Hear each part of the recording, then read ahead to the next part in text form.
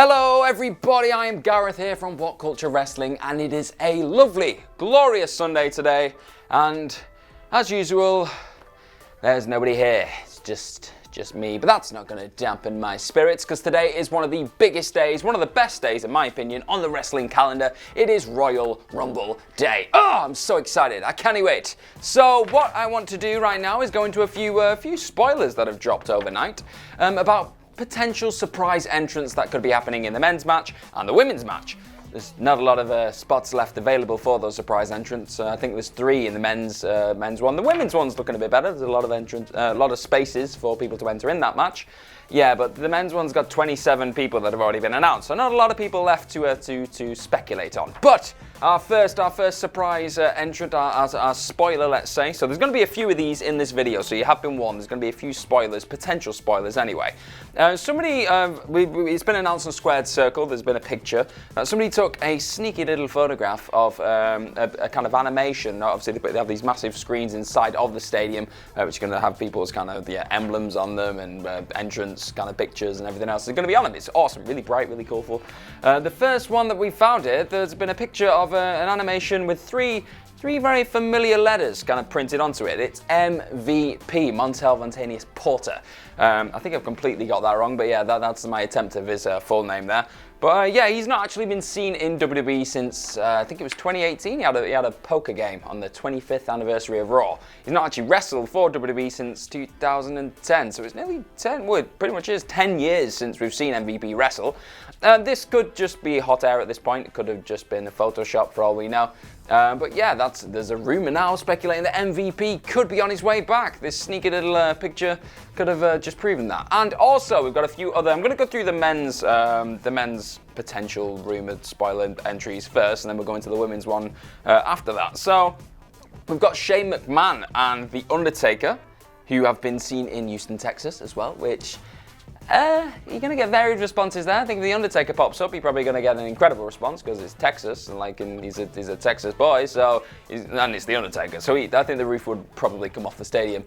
I think it's got a roof. I hope it's got a roof, or that statement's going to be invalid. But yeah, Shane McMahon, he's probably going to get boos, but probably the right kind of boos if he would turn up. If he wins that match, I'm not going to be happy.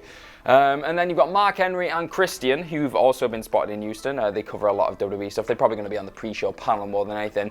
But yeah, they've been rumored. Maybe they could pop up in the match. I'd quite like to see Christian. Not sure about Mark Henry, but yeah, I believe they're all the men's. Obviously, I believe they're all the men's speculation. We've got Edge and Santino Marella, who've also been rumoured in the last couple of weeks.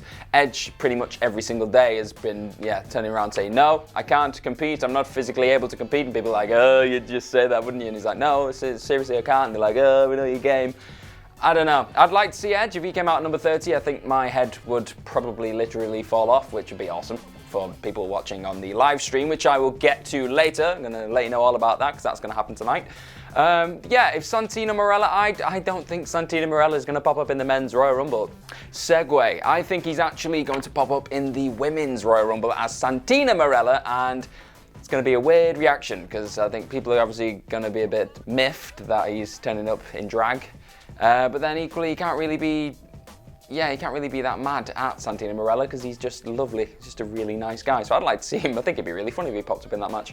And then, we've also got Molly Holly. It's been rumoured. These are all via PW Insider, all these kind of rumoured appearances. I should have prefaced that, really. But yeah, you've got Molly Holly, who's rumoured to be a surprise entrant.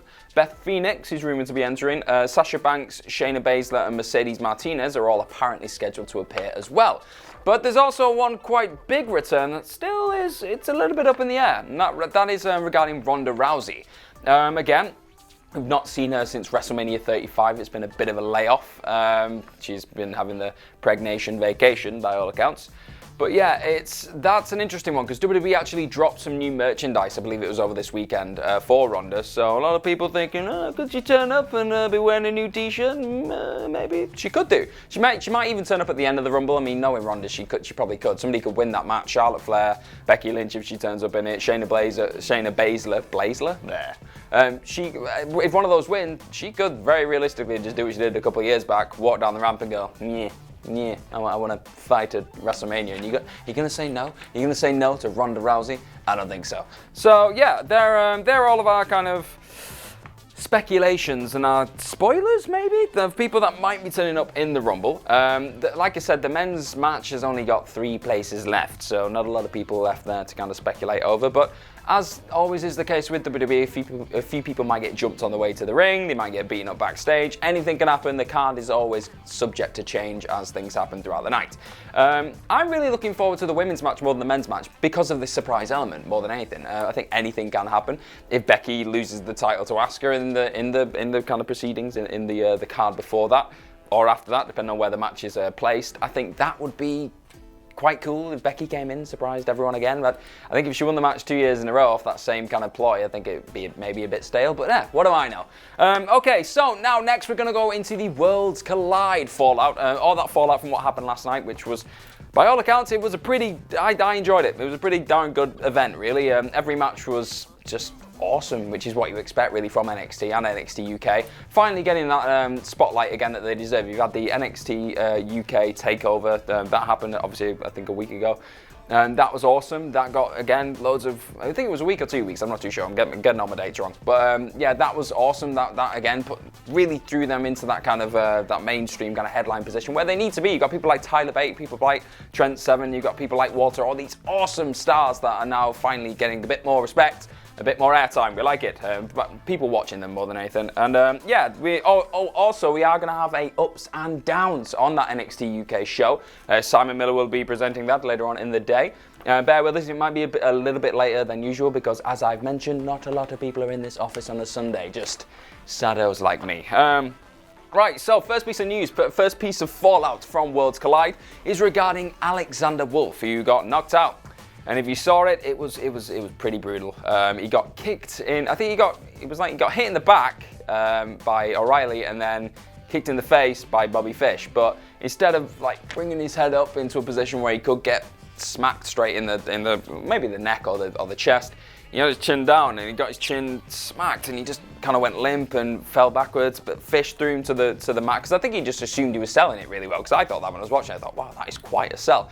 And yeah, they tried to pin him. The ref kind of dragged them apart, took Wolfe out of the ring. You got some. The medics came out and evaluated him.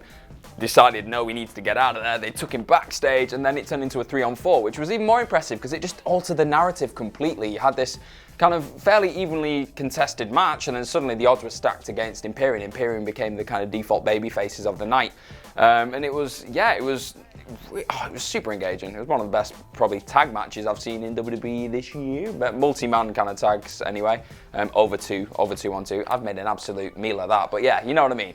A lot of people in the ring, and it was just awesome. We had Walter kind of just slapping everyone. I didn't quite get the audible slap that we got on NXT, the last week's NXT, where he chopped Adam Cole's chest into shreds, really. Didn't get that noise that I really wanted. I kind of like that with Walter when he slaps you so hard that your ears kind of bleed.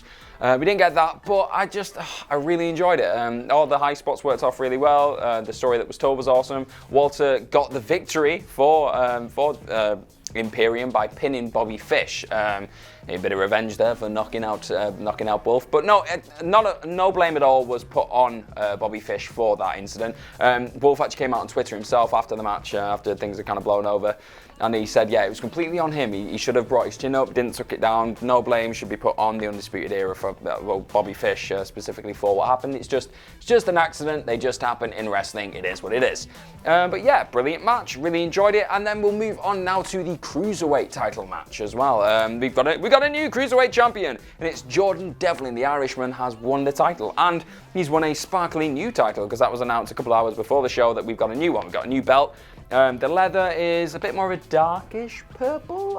I don't know if it's just the way the light hits it, but it kind of looks like a darkish purple leather. And then you've got the silver with a few little fragments of purple on it. And then the NXT logo is kind of like down the front of it. I like it. It looks good. And you have the personal plates have been put in as well. So Devlin got his own personal plates. Yeah, aesthetically, I very much like that belt. There's been a rumored. I saw one on Twitter of a rumored kind of version of the old belt with the WWE logo on it, but it was like gold and black, which again looked really cool. Gold, black and silver. But then this one, I like this. It kind of wasn't what we were expecting, but it still looks very nice. But the match itself was fantastic. Devlin I'm really happy Devlin got it. Devlin won the belt. He's the first ever NXT UK Cruiserweight champion. So what happens with that belt now? Does he defend it on the UK show? Does he take it back over to NXT? Does he maybe even take it? Well, I don't think he's going to take it up to the main roster because it's technically a strictly NXT title belt. But yeah, again, more exposure for these NXT UK people who are kind of working their tails off to perform to an incredibly high standard week in, week out. And yeah, I hope we start seeing a few more crossovers like this. Maybe not every single week. We don't need constant NXT versus NXT UK matches because then that kind of devaluates this kind of pay-per-view, really.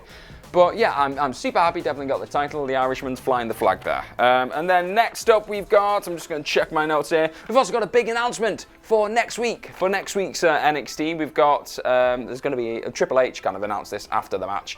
After the event, he announced that William Regal will be announcing, I've said announce a lot here, he's announcing. William Regal is going to be announcing that Adam Cole is going to have a challenger at TakeOver Portland. That's not really much of a spoiler, but he's going to announce who that challenger is. That is the kind of big, shocking reveal that we're going to get. Many people are speculating that it's going to be Tommaso Ciampa, which makes perfect sense for me. I don't think there was ever much legs in this DIY permanent reunion. It was nice to see them have that match against Mustache Mountain at Worlds Collide. Brilliant match again. What were you expecting? Obviously, like four of the absolute best in the world going at it. It was just mwah. That was me trying to kiss while twiddling my mustache. It didn't work, it's fine. So yeah, I think that match does make sense. I'm not sure who else you'd throw into that mix right now because it seems like Balor and Gargano are kind of doing their thing. Keith Lee's now maybe involved in that North American title. It looks like the Cruiserweights, Pete Dunne and Matt Riddle are going to be chasing after the gold potentially if they win the Dusty Rhodes Classic. So yeah, that makes sense. That's a match I'd definitely want to see. So yeah, hopefully that is the announcement. But let me know who you think is going to be Adam Cole's challenger. Is it going to be somebody outside Tommaso Ciampa? Let me know all about it. Maybe it might even be Walter. Now that would be a stir-up. Okay, the last piece of news coming off the back of Worlds Collide and more kind of NXT this week is Io Shirai appears to have injured a knee. It was reported, obviously NXT do these kind of breakdowns now after the show where they say, oh, injury updates for this week, and it all seems like it's a bit more of a storyline thing than a legit thing, just to kind of like prolong any actions that happened in the ring. But this one seems a little bit legit, or she might just be brilliantly working us. We're not sure. She posted a picture on Twitter. She tweeted a photo of a leg in a brace, knee brace. She didn't provide a caption with that photo. And yeah, in that injury report, that NXT injury report, it was reported that she tweaked her knee, and her status was listed as day-to-day, so they're not sure how severe it could be. I hope it's a work, because that kind of, it makes you want to watch these updates more than anything, just to see what's happening and see if it's stuff that contributes to the mainline stories, you are going to tune into this stuff, it makes perfect sense. If it's legit, Io Shirai is one of the best parts of NXT right now. I was going to just say the women's division, but no, just NXT, just in general. She's fantastic. She's an incredible worker. I really love that heel character that she's developed right now, and I think she definitely deserves a championship shot at some point, maybe up to WrestleMania. She could even be after WrestleMania, after the takeover, everything else. She could. I'd like a mid-card title. I know this is, another belt into WWE. We don't need another belt. But I'd like a women's mid-card title. I think it's a good precedent to set now that if you want to start just making these divisions, not women's divisions, men's divisions, just wrestling, then yeah, it makes sense to have a mid-card title now because we've never had a women's mid-card title. I know I'm saying women's mid-card. You know, you get my point.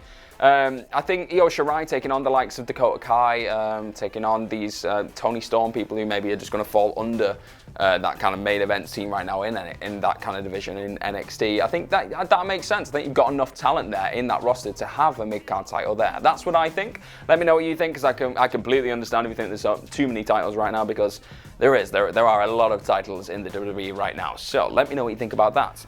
Yeah, and then last up, what I want to do is very quickly talk to you about What Culture Combat. That's a channel very close to my heart. I'm on that quite a lot, talking about all things MMA, UFC in general, boxing. We do lists, we've got news updates, we do kind of rankings of the divisions, letting you know what the state of each division is going forward. We also do ups and downs for the UFC events, looking to do that as well for the boxing events coming up. We've also got Tyson Fury versus Deontay Wilder 2. That's a big fight coming up. We want to try to cover as much as we can. So please give that a little click, subscribe to that if you can, because I'm always there, smiling and making a fool of myself, which is awesome. And also, we've got loads more Royal Rumble Royal Rumble. I'm very French now all of a sudden. We've got Royal Rumble preview stuff all day. It's coming out today. It's going to be dropping left, right and centre. We've got lists, loads of lists coming out. And as I mentioned earlier in the video, we have a glorious live stream tonight of the Royal Rumble involving myself, Phil Chambers and Adam Wilborn. It's going to be loads of fun. Hopefully we'll see you there. We're going to be talking all things Royal Rumble. We just dissecting things left, right and centre. It's going to be fun. But yeah, that's been the news. That's been your fallout from Worlds Collide. Let me know what you thought of the event. I thought it was fantastic, and every year now, if that's a staple of NXT, I will be very, very happy with that. Let me know what you thought of the potential spoilers for the Royal Rumble. Are you happy with the people that I brought up there? Would you like somebody else to pop up? Do you think somebody else is going to pop up? Let me know all about it. I hope you have a glorious Sunday and you're having just as much fun as I am wherever you are in the world. And I've been Gareth from What Culture Wrestling. Follow me on Twitter at gmorgan04, and thank you for watching, and I'll see you soon.